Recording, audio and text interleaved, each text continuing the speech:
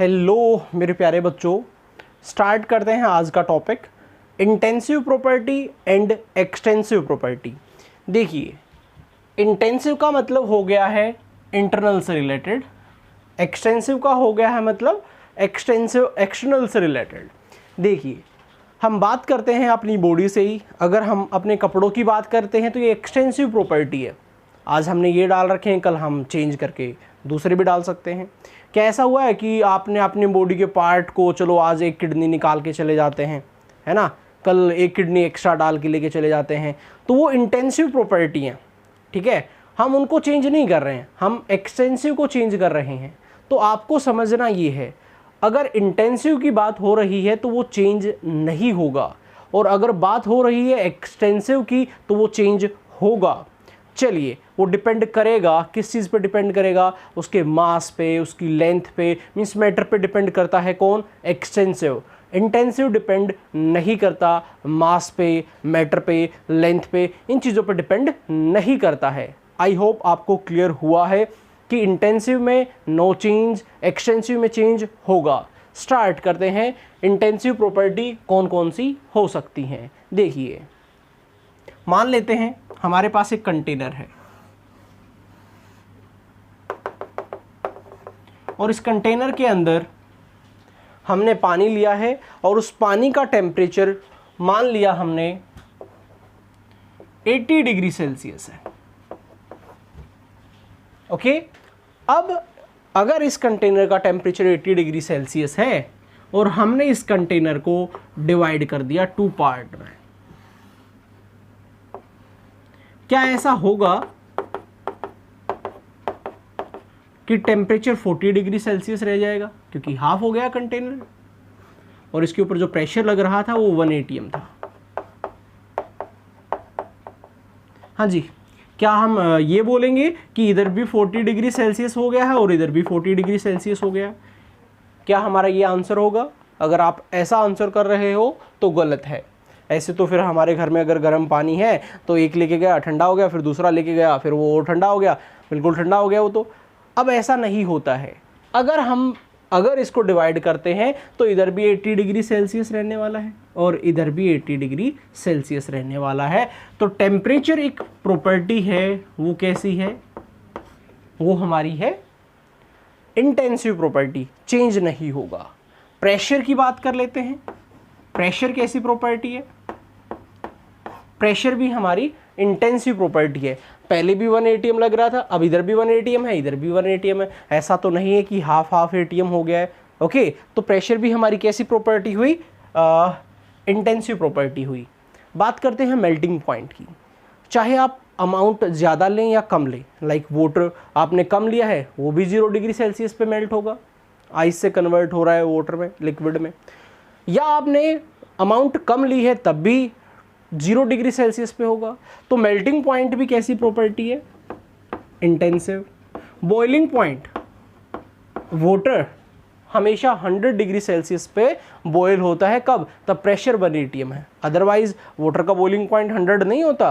Pressure change करेंगे तो boiling point भी चेंज हो जाएगा। हाँ, अगर आप 1 atm पे बात करते हैं तो 100 ही रहेगा। तो बॉइलिंग पॉइंट, पानी कम लेंगे वो भी 100 पे बॉयल हो रहा है, पानी ज़्यादा लेंगे वो भी 100 पे हो रहा है। सिर्फ टाइम में डिफरेंस आ सकता है। जहाँ पे कम पानी है वो जल्दी इवेपरेट हो जाएगा, जहाँ ज़्यादा है वो ज़्यादा टाइम लेगा। चलिए, अब इसके बाद हम बात करते हैं surface tension.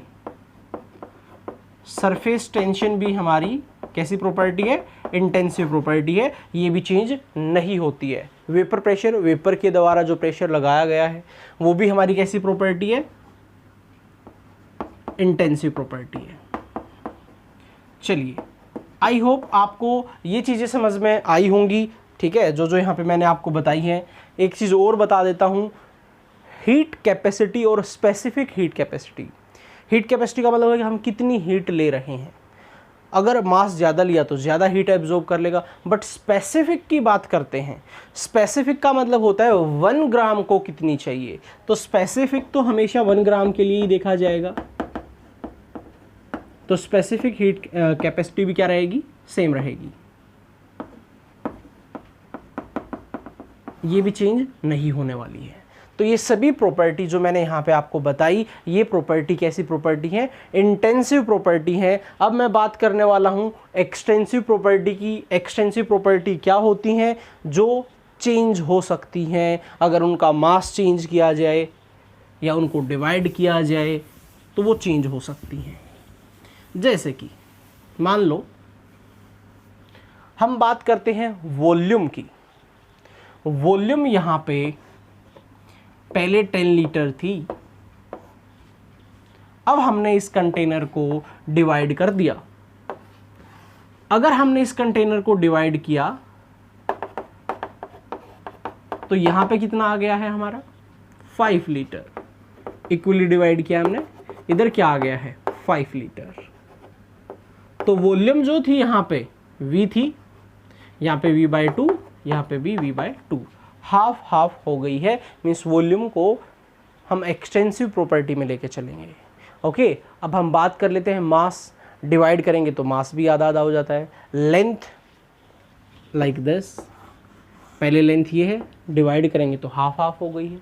Heat capacity, heat capacity क्या हो सकती है भाई? आपने आयरन की एक छोटी बोल ली, एक आयरन की बड़ी बोल ली, ये हीट कम एब्जॉर्ब करेगी और अपना टेम्परेचर राइज कर देगी जल्दी से। मान लो ये 5 ग्राम है और ये मान लेते 20 ग्राम है। अब ये ज़्यादा हीट एब्जॉर्ब करेगी क्योंकि उसकी अमाउंट ज़्यादा है, तो हीट कैपेसिटी किसकी ज़्यादा है? 20 ग्राम की। बट स्पेसिफिक जो होता है वो तो होता है 1 ग्राम के लिए, हमें कोई मतलब नहीं है वो कितना ग्राम आपने लिया है। तो स्पेसिफिक हीट की बात करेंगे वो कैसी है हमारी? इंटेंसिव। हीट कैपेसिटी की बात करेंगे तो ये कैसी है? हीट कैपेसिटी की बात करेंगे तो ये हमारी है एक्सटेंसिव प्रॉपर्टी। ओके, चलिए अब हम इस चैप्टर में आगे चल के एंथैल्पी, एंट्रोपी, फ्री एनर्जी ये कवर करने वाले हैं। क्या होती है अभी आप नहीं जानते, बट ये पता होना चाहिए एंथैल्पी एक एक्सटेंसिव प्रॉपर्टी है, आगे चल के पढ़ेंगे हम। एंट्रोपी भी हमारी एक्सटेंसिव प्रॉपर्टी है। फ्री एनर्जी, ये सभी टॉपिक हमारे आगे आने वाले हैं, ठीक है, और हम वहाँ पे ये क्लियर करने वाले हैं। फ्री एनर्जी भी हमारी कैसी प्रॉपर्टी है? एक्सटेंसिव प्रॉपर्टी है। आई होप आपको intensive and extensive property clear हो गई है। ओके, चलिए अब हम बात करते हैं आगे। और कभी कभार ये ऐसा आपसे पूछ लिया जाता है, extensive divided by extensive, extensive divided by extensive, ये होता है इंटेंसिव के इक्वल। ये कैसे? देखिए, बात कर लेते हैं डेंसिटी की। डेंसिटी कैसी है? इंटेंसिव प्रॉपर्टी है। छोटा पार्ट लेंगे तो उस हिसाब से आपका मास और वॉल्यूम दोनों चेंज हुए हैं, डेंसिटी सेम रहेगी। आयरन का छोटा पीस ले लो आप, जैसे आप आयरन की डेंसिटी चेक करते हो, एक ये पीस आयरन का और एक ये पीस आयरन का, क्या इन दोनों की डेंसिटी सेम है? तो हमारा आंसर आएगा यस, दोनों की डेंसिटी सेम है, क्योंकि ये मास बढ़ा है तो वॉल्यूम भी बड़ी हो गई है, मास कम हुआ वॉल्यूम भी कम हुई। ओके, मास कैसी प्रॉपर्टी है? एक्सटेंसिव। मास को कम किया जा सकता है, डिवाइड किया जा सकता है, वॉल्यूम को भी डिवाइड किया जा सकता है। तो आप एक्सटेंसिव को एक्सटेंसिव से डिवाइड करेंगे तो आपकी प्रॉपर्टी बन जाएगी इंटेंसिव। ओके, कभी ऐसी प्रॉब्लम आती है तो आप इजीली कर पाएंगे। ओके, आई होप आपको एक्सटेंसिव एंड इंटेंसिव दोनों क्लियर हो गए हैं। अब मैं आपको आगे लेके चलता हूं और नेक्स्ट हम समझते हैं reversible process and irreversible process. देखिए, अब मैं अगर आपको यहाँ पे बताऊं कि रिवर्सिबल प्रोसेस क्या होती हैं। रिवर्सिबल प्रोसेस वो होती हैं जो कंप्लीट नहीं होती हैं, 100% नहीं होती हैं, जिनको रिवर्स किया जा सकता है। फॉर एग्जाम्पल, हम यहाँ से चले और हम यहाँ तक गए, फाइनली हम बाहर नहीं निकले, हम यहाँ से फिर वापस आ सकते हैं, हम फाइनली यहाँ पे भी नहीं गए हैं, तो हम बीच में यहाँ पे ऐसे क्या कर रहे हैं? मोशन कर रहे हैं। अब ये हमारा क्या है? रिवर्सिबल है, जिसमें रिएक्टेंट से प्रोडक्ट एंड प्रोडक्ट से रिएक्टेंट बन सकता है। ओके, जैसे ए से बी, बी से ए, ये रिवर्सिबल है, जिसको इंटरचेंज किया जा सकता है, डबल एरो से इसको डिनोट किया जाता है। और इरिवर्सिबल होता है जो कंप्लीट अगर हो गया है तो उसके बाद उसको रिवर्स नहीं किया जा सकता, लाइक बर्निंग ऑफ कोल। अगर हमने उसको बर्न कर दिया है तो क्या फिर से जो उसकी एस है उससे हम क्या कोल बना सकते हैं? नहीं बना सकते। Burning of paper, cutting of trees, तो ये ऐसी ऐसी जो प्रोसेस हैं वो कैसी हैं? हमारी इरिवर्सिबल हैं, जो एक बार हो गई तो उसको रिवर्स नहीं किया जा सकता। चलिए अब मैं आपको क्लियर करता हूं रिवर्सिबल के बारे में। रिवर्सिबल क्या होता है? देखिए, रिवर्सिबल की बात करेंगे, मान लेते हैं यहां पे ये आपका पिस्टन है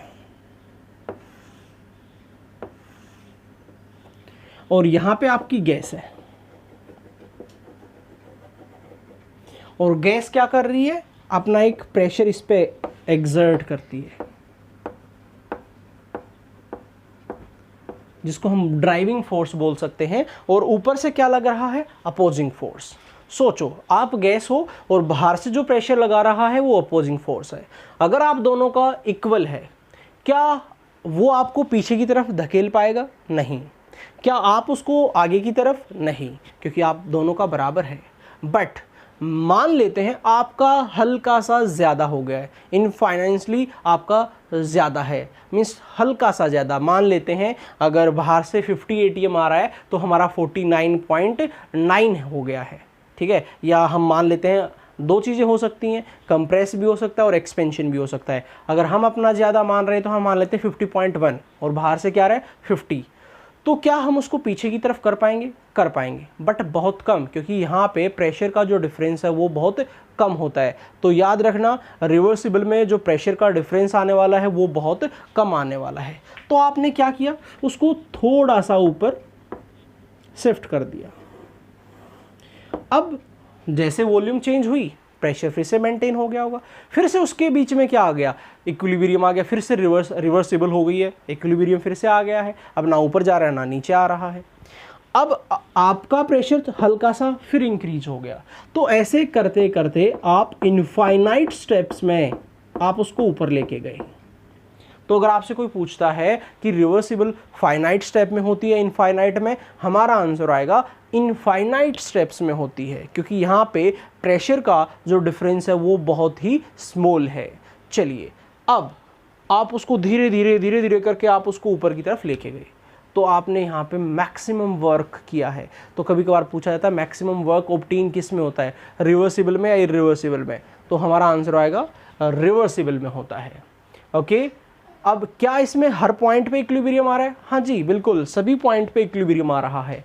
जैसे कि मैं अगर आपको समझाऊं, मान लेते हैं आप बिल्कुल धीरे धीरे चल रहे हैं, तो आपने जैसे पैर उठाया, तो आप पैर रखने से पहले उस पैर को पीछे भी रख सकते हैं। बट अगर आपने जंप लगाया, लॉन्ग जंप आप कर रहे हैं, तो क्या आप बीच में जा चुके हैं और तब मैं बोल रहा हूँ वापस पीछे आ जाओ, क्या आ जाएंगे? नहीं।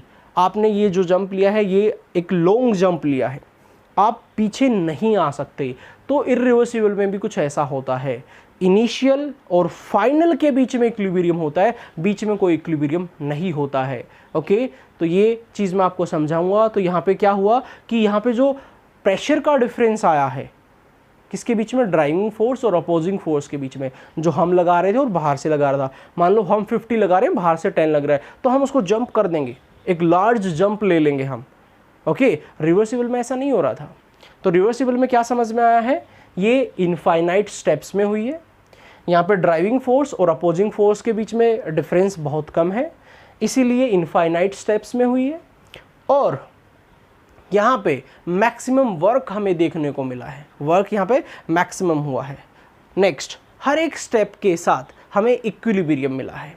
ओके, और प्रैक्टिकली इसको प्रेडिक्ट करना या ऑब्जर्व करना हमारे लिए डिफ़िकल्ट है। तो इनफाइनाइट स्टेप्स को हम कैसे काउंट कर पाएंगे, कैसे वर्क निकाल पाएंगे, इसीलिए आगे तब हम देखेंगे। तो रिवर्सिबल के लिए इंटीग्रेशन हम यूज़ करेंगे।